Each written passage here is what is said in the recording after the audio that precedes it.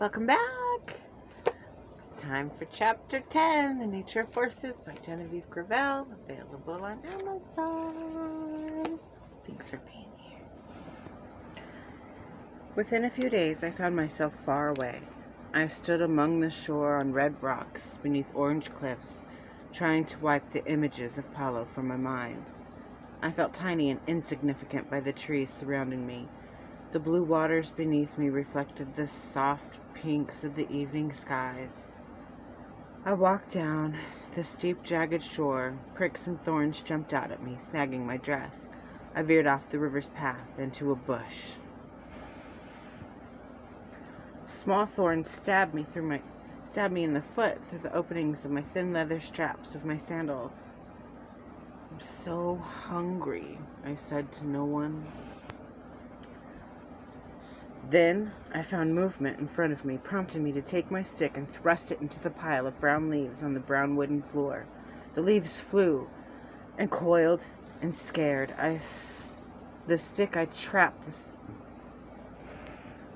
With my stick, I trapped a snake's head in the prolonged tips.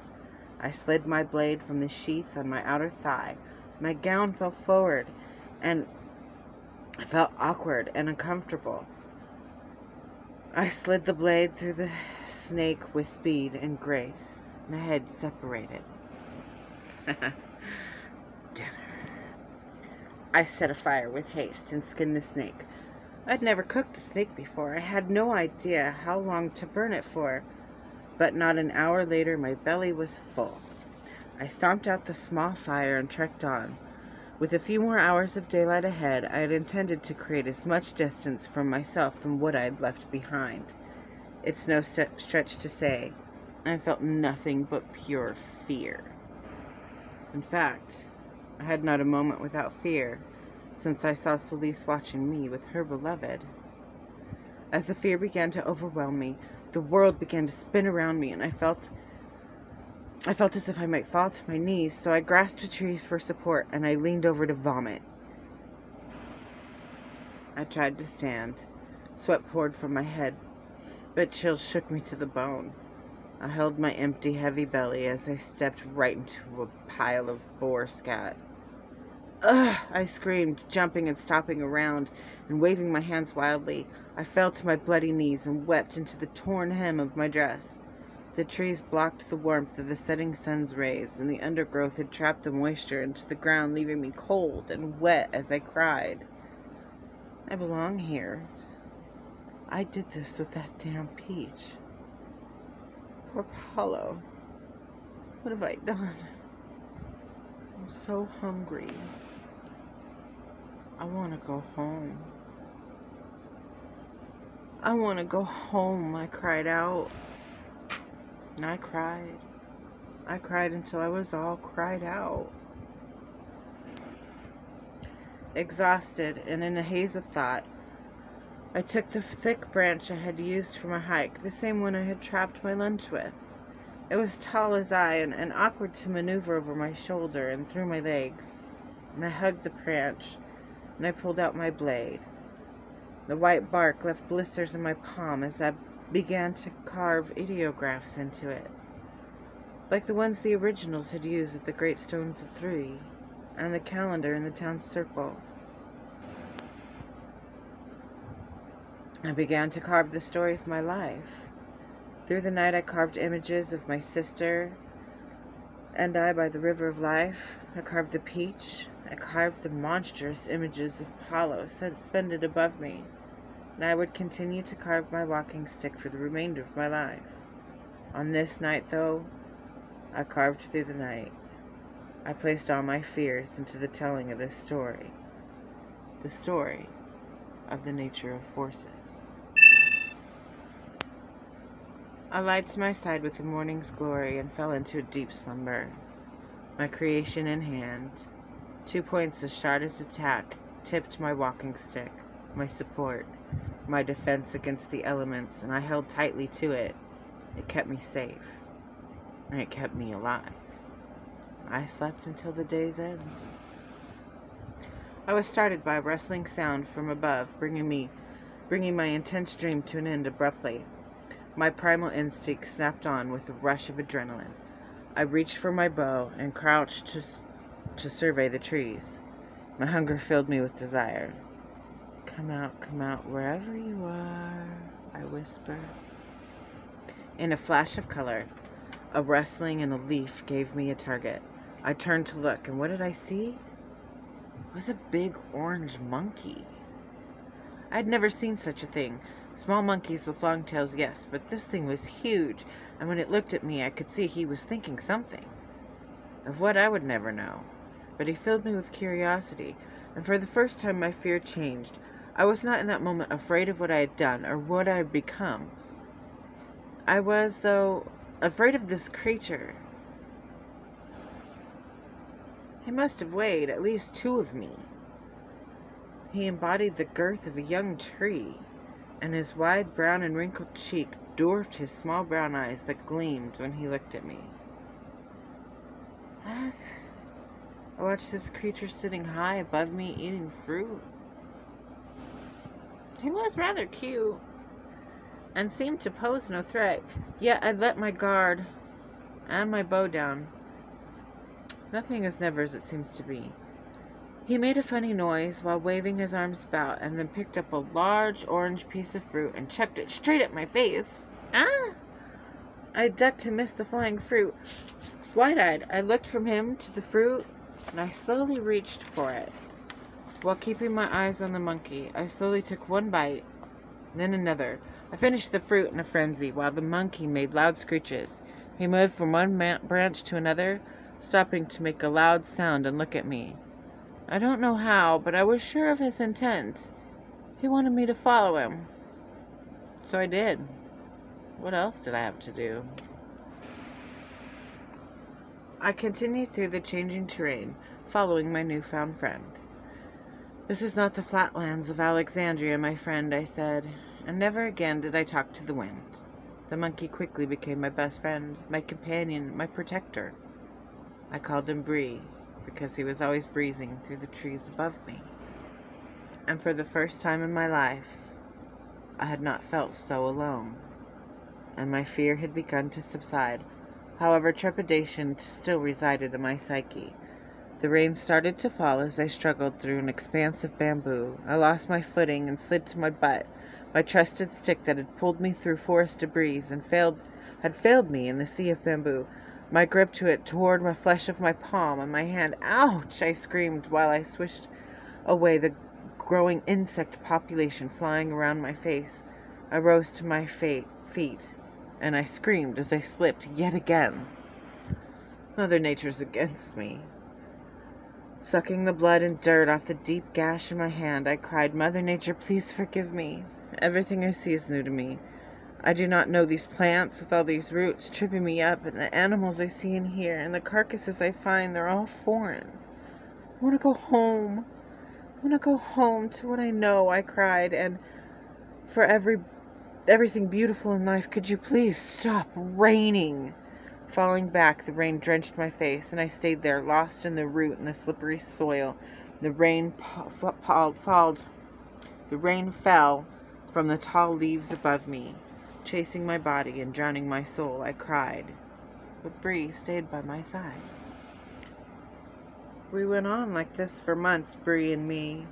I hunted and he foraged. I would build temporary shelters, and sometimes we'd stay for a day, sometimes for a week. Then something spoke to me, a dream, a sound, a smell, and we would move further away from home. I slowly replaced my dress with leathers and fur pelts from my small kills of rabbits and squirrel. I lined my shoes in rabbit. You cannot believe how much nicer it is to walk in comfort. My blisters healed and my wounds scabbed over quickly as new ones would arrive. Then one day, a day that would live with me until the day I die, Bree and I walked out of the forest and onto a beach. I had never seen anything so grandiose. A crystal clear mirrored image of the sky and the waters. The sounds of the waves gently hit the sandy shore. I stripped and ran into the cold water. My feet sunk to my ankles until the water became deep enough for me to dive in. I spent hours playing in the clear blue waters. Schools of colorful fish swam at my feet. and I felt the peace for the first time since I had left leaving home. Walking on the beach, the soft sand covered my bare toes and soothed my aching, callous feet. I laughed inside for the first time in months, and I felt free and in awe of my surroundings. The breeze hit my wet skin and chilled me, so I wrapped my fur around my shoulders and held my face to the setting sun. The salt air filled my senses. It dried the skin on my face that absorbed the sun's delicious rays. The wind blew little poofs of sand in my face, and I struggled to keep my hair out of my mouth. But it was beautiful. I could never have imagined anything so vast and with such grand power, and that it could bring on such peace. I felt enlightened that evening on that beach. I dug for clams, and my feet sank into the sand, and the tide came in and took my balance. My butt fell into the sinking sand, and I was cold and wet again, and at this I laughed aloud for the first time in far too many days. And I lost my clams, and their salvation was to be found in the undertow. And I wished I had a human partner to share this moment with as I looked to Bree sitting on a log far away from the water. I dug for new clams as the sun began to set, and the sky lit up red over the horizon of deep blue and crested the roars of the white waves. Ah, empty!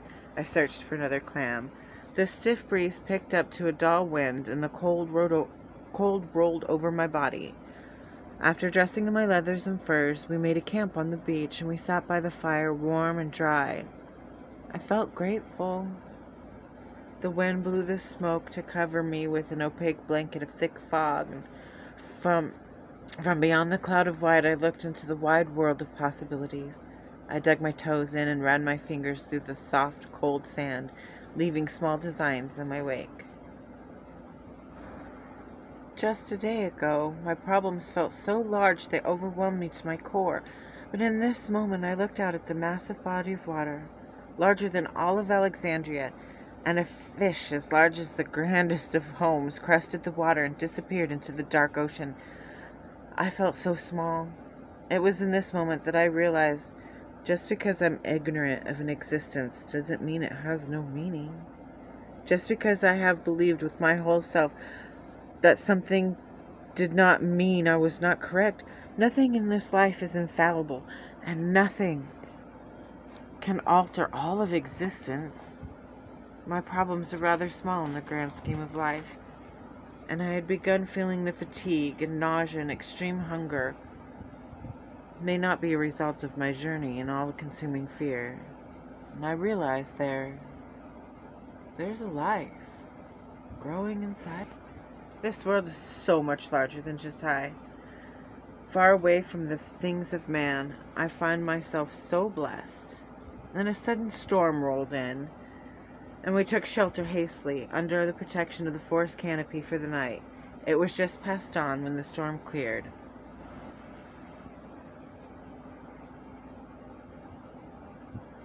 We walked away from the beach toward the rising sun, and by midday we were ready to stop and snack. And we did that a lot.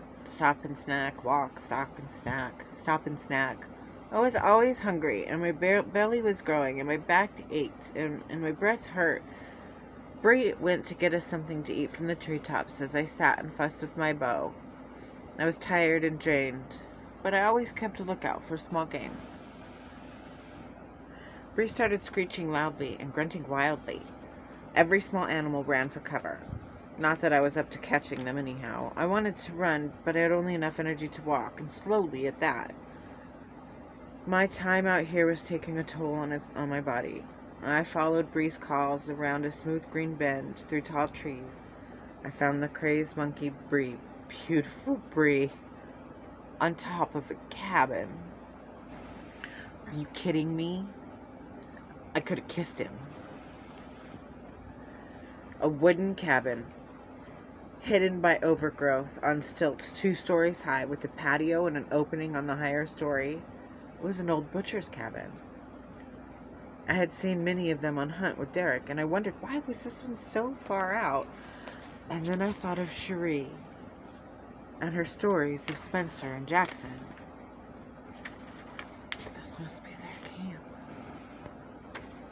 I explored our new camp, and I found a well had been dug and was full of water, and there were cobwebs on everything, including a table and 2 chairs, and on the table I saw a dusty, faded set of maps. I knew my instincts were right when I read the name Spencer, and I read their map with my finger, and I followed my own trail down the Spencer Jackson Trail, the same trail I had followed. I saw the depiction of the same tree I sat under. They had named it Ashton, and in fact, I had unwittingly followed for the second half of my journey here, my journey home. I read their observation reports and thought of Cherie raising those girls without a father, and I thought of Derek and not knowing what had happened to his father. I knew the answer, and I would never be able to tell him that Cherie was right. Her visions were clear. I cleaned and fixed up the cabin as best I could, working with only a monkey to help me. I repaired what could be using the tools and wood found in the forest around me. The cabin slowly started to feel like a home as the days grew longer and my energy grew weaker. Outside I dug a fire pit, and indoors I had a fire burning in the fireplace, always. The large rocks out my front door were covered in moss. Large green leaves protruded from the plants, and the trees that stood high overhead swayed in the wind. The birds sang songs all day as I sat amongst the tall blades of grass, picking small yellow flowers and dreaming of a future for my baby. Before I knew it, I had built a little home for my impending family and me. I felt safe, but alone. I missed Alexandria and all the people who I had come to care for. Bree was of comfort to me, but he never spent much time in the cabin. He was never far too off in the forests, and he always answered my call. I had water in my fire constantly, and for some reason it gave me comfort. I think I'm prepared for the upcoming arrival of my baby. Truth was, I was petrified. I didn't know anything about childbirth or what to expect. I should have spent more time with the midwives all I knew was that somehow I had to survive for my baby. The day rose with a pain in my back. I was so unable to move without the support of the walls, so I lay on the floor. I rolled from one side to the other, trying to find any comfort. After hours of the insufferable pain, I needed to push. I felt the need to push, and there was no doubt. The baby was coming. My eyes kept focused on the maps that I had hung on the wall next to my walking stick. I pushed for so long, I thought my baby would never come out, and I became angry and started to scream, "Get out of me!" And then there she was, covered in blood and mucus, and she let out a cry, and I cried with relief, and she was perfect. I cried, and I held her in my arms, and I used a knife I had fashioned out of bone and sharpened on a stone I cut the cord, holding my baby to my breast, and then another sharp pain took over me. I did the only thing I could think to do. I kept pushing, counting to 10 and then taking a breath, trying to keep calm. And the second girl to me was born. A beautiful baby girl, a little bit larger than the first, whom also let out a loud cry. When the pain did not reside, I pushed again. A huge glob came out of me. The placenta. With my girls on the floor crying at my side, I looked at this strange, slimy red blob. I suddenly felt like a coyote on the verge of starvation, and I ripped into this placenta with a vengeance. I licked the blood from my fingers, and I devoured it like a savage animal. I don't know why. Must have needed it. My 2 girls, I called them Heidi and Hazel. My eyes filled with tears of joy that streamed down my sweaty face, and I held my beautiful girls, one in each arm, one to each breast, smiling with pride as we 3 fell deep asleep. The fire never died, and I was filled with a new sense of hope. Hope for a new day, a day where I'm surrounded by a phone that I was filled with a new sense of hope. Hope for a day A day where I am surrounded by those who I care for, whom care for me. And I often wondered through this time if Celeste had not gained the gift of sight. Did she know of my girls? Could she see what I see? Or was this a false sense of security? When the girls were infants, I began to dig holes for a calendar of my own. I created a chart with the rise of the moon and the count of the days of each season. And on the day when the sun would rise, I would dig a hole as deep as I could set for a stone, for marking the day by shadow. It took so many years that by the time I had each stone perfectly erected, the girls were running and playing in the grasses beside me. I often wished during these times that I had listened to the women of the originals, the one who so eagerly wanted to share their knowledge of the past, for surely they knew how the great monuments were erected. And all I knew was erecting these small stones on a fraction of the size of the town circle gave me puzzled. As the young ones would run and play, they would pick berries and listen quietly and contently to my teachings, to respect the balances of Mother Nature and to never tempt to tip the scales. I thought of Father Time and the power of the everlasting Spirit and all of creatures great and small. The same teachings I had learned from my father. We started each day with breakfast of black spiders. Carrying on the traditions became more important to me than I could ever have imagined in my previous life. They grew up in a quiet meadow filled with green grass and ancient trees whose leaves changed with each passing season.